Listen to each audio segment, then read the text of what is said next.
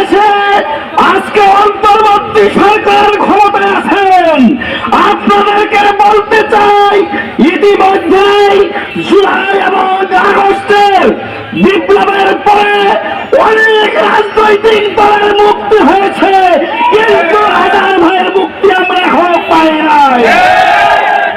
তাই আজকে এই বিক্ষোভ সমাবেশ থেকে আমি উদাত্ত আহ্বান জানাতে চাই, অবিলম্বে আজাদ ভাই মুক্তি দিতে হবে।